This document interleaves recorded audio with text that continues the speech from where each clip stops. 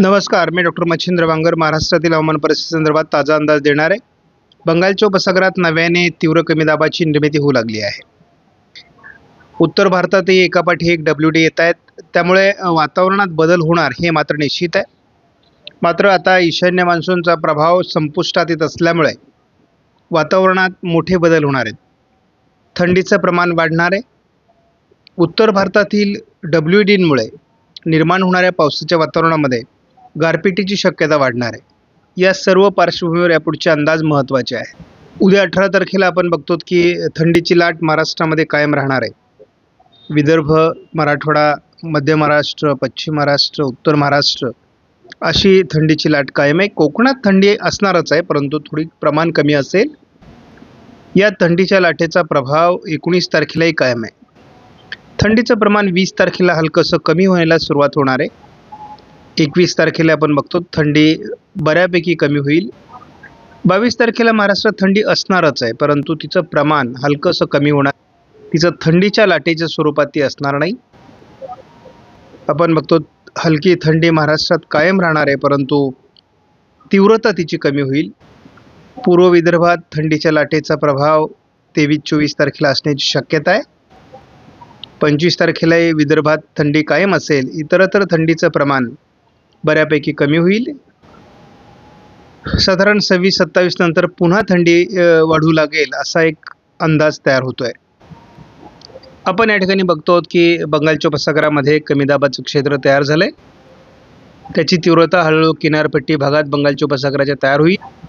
मात्र सर्वच मॉडेलच्या अंदाजानुसार हे बंगालच्या उपसागराच्या पूर्वेला किंवा उत्तरेला सरकून जाण्याची शक्यता आपण बघतो की छत्तीसगड, झारखंड,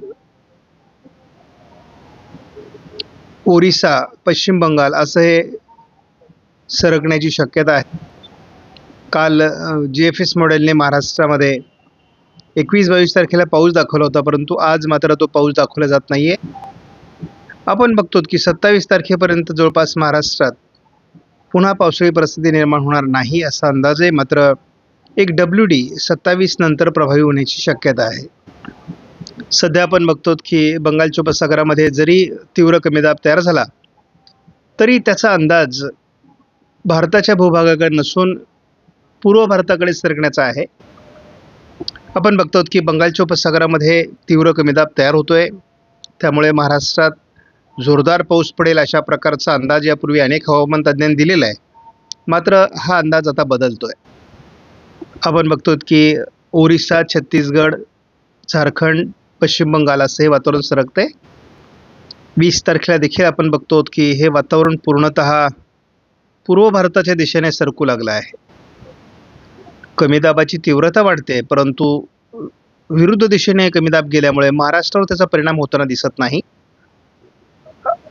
आपण 22 तारखेला बघतो की विरुद्ध दिशेने हे वातावरण निघून जाते.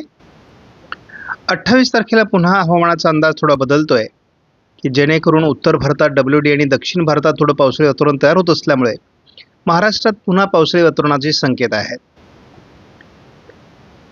आपण 29 तारखेला बघतो मराठवाडा, पश्चिम महाराष्ट्राच्या काही भागामध्ये पावसाळी वातावरणाचा अंदाज आहे.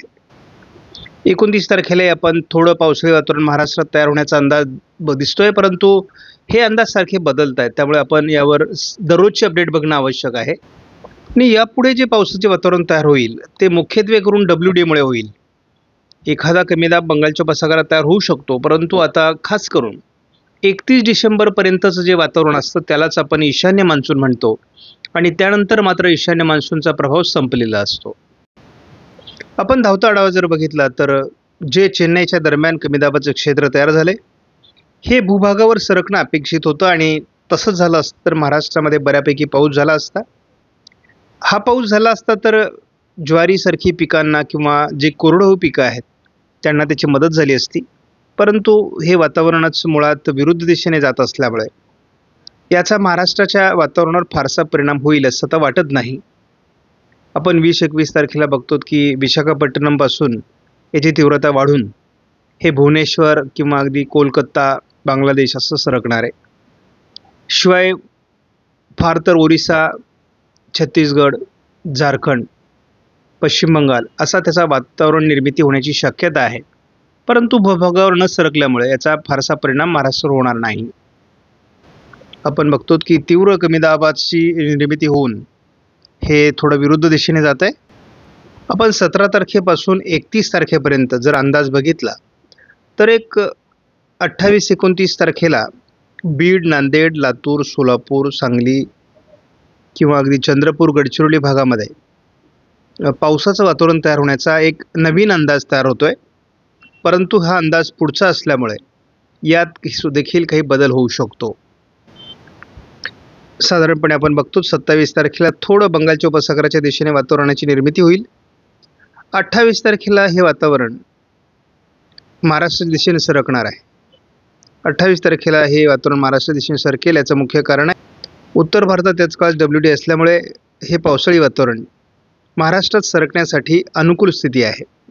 त्यामुळे सांगली, सोलापूर, बीड, परभणी, नांदेड या जिल्ह्यांमध्ये पावसाची शक्यता वाढणार आहे. आपण बघतो की साधारण 27 तारखेला एक उत्तर भारतात WD असणार आहे आणि दक्षिण भारतात हलका कमी दाब असणार आहे. या दोघांचा मिलाप महाराष्ट्राच्या दृष्टीने महत्त्वाचा आहे आणि या दोन्हींच्या वातावरणामुळे जर पावसाळी वातावरण तयार झालं तर एखाद दुसऱ्या ठिकाणी गारपीट देखील होऊ शकते. 28-29ला असं एक वातावरण आहे. त्यामुळे या पलीकडे पावसाची नवीन अपडेट नाही. मात्र एक गोष्ट लक्षात ठेवा की यापुढे आता WDचा प्रभाव वाढत जाईल. तर जर महाराष्ट्रात WDच्या प्रभावामुळे पावसाळी वातावरण तयार झालं तर काही ठिकाणी गारपीट होऊ शकेल. आपणास व्हिडिओमधील माहिती महत्त्वपूर्ण वाटल्यास लाईक करा, शेअर करा, चॅनलला सबस्क्राईब करा. धन्यवाद. जय हिंद, जय महाराष्ट्र, जय बळीराजा.